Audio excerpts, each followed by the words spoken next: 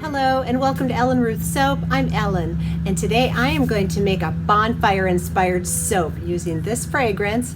It's called Crackling Firewood from Wholesale Supply Plus, and to me it really does. It smells sort of like a bonfire, which I just love a good bonfire.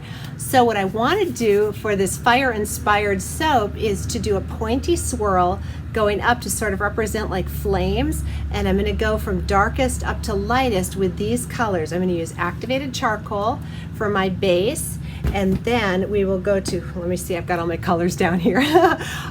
So we'll go dark black and then red with my matte red Americana from Wholesale Supply Plus, and then my FIRESIDE from Nurture Soap. It's a little bit lighter, more orangey red. And then I want to combine the FIRESIDE and electric orange to do sort of orange.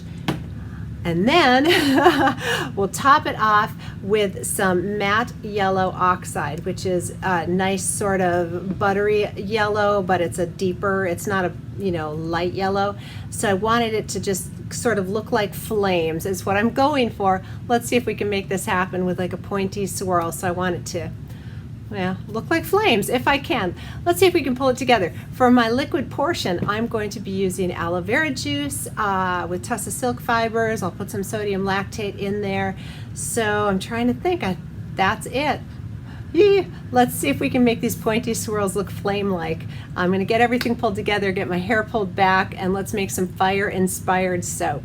So I've got all my prep work done here for this campfire-inspired soap, and I've got all of my colorants off to the side and my little pour pitchers over here. So what I've got going on in here are my oils and butters are melted and cooled. I have kaolin clay, organic colloidal oats, coconut milk powder, and the fragrance. That's in here because I want it evenly distributed in everything. And it's not supposed to be an accelerating fragrance, so I felt relatively confident, we will see, putting it in here, but that way it anchors in with the kaolin and everything also.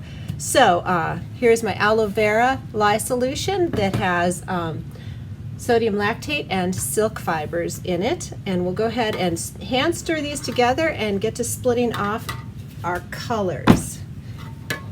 And we will stick blend individually as needed depending on how this is behaving. Hopefully we won't have any surprises. That would be really nice. I'm hoping this comes out really fun and fiery looking.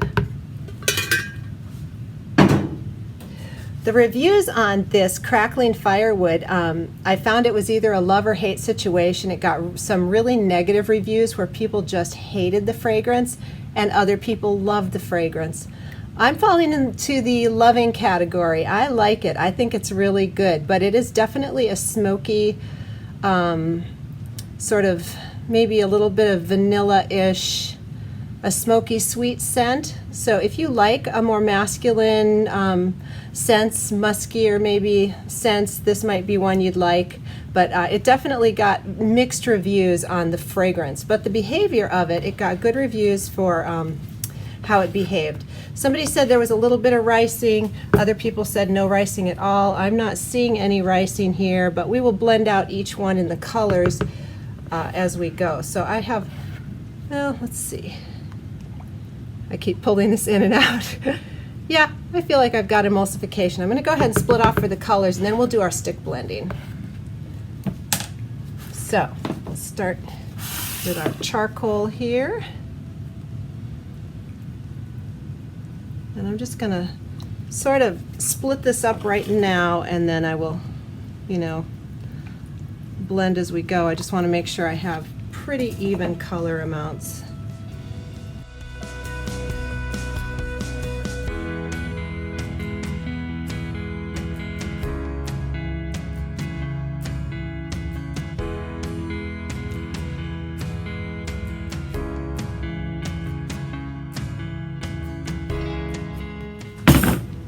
All right, so first color first is the black. I'm gonna get my stick blender in here and we'll give it a little buzz and get it poured in and get to layering. So I tap to get all the air bubbles out and then blend. And I don't blend solid, it's stir and then pulse. And that way you can kind of get a feel for how the fragrance is behaving, how everything's behaving. Now let's get this poured in the mold here, because I definitely want the next color to, you know, break the surface.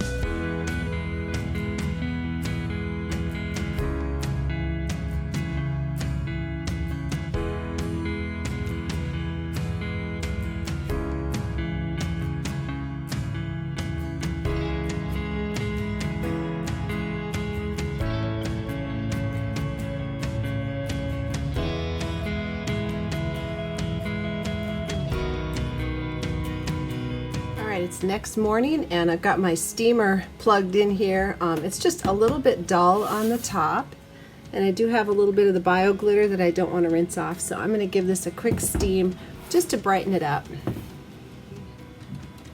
And there's the steam. So just run it across the top and it brightens it up.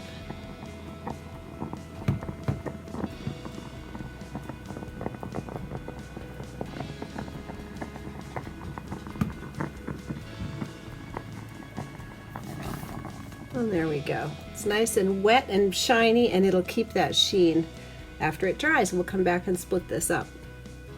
So it's been about an hour and it still has that nice gloss to it, and it's dry to the touch.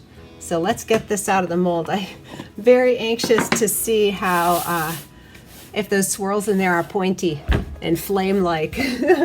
That's what I'm really hoping for. So there's only one way to find out, and that's to get in here.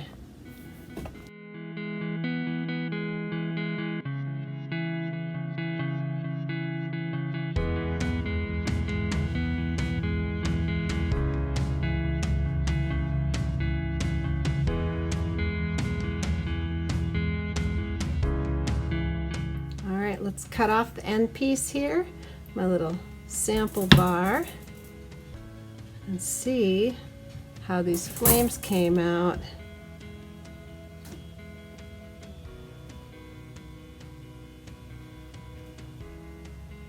All right.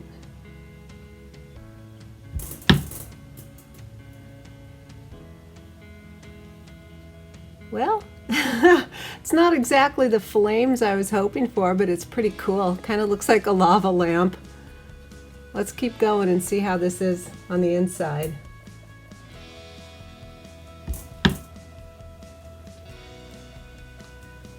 Well, That's looking more like a flame.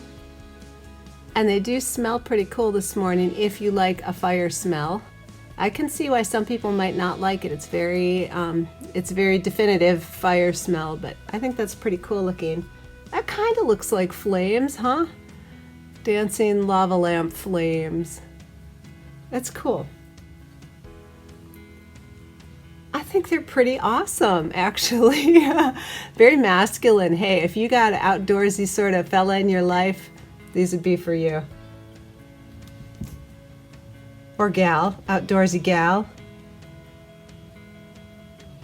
Hey, I'm a gal and I love bonfires and outdoorsy stuff, so. Interesting. I think if I had poured this at a bit of a thicker trace, I would have had more maybe specific layers. It was so thin on the bottom that it just kind of seeped up, but I think it actually looks kind of cool that way.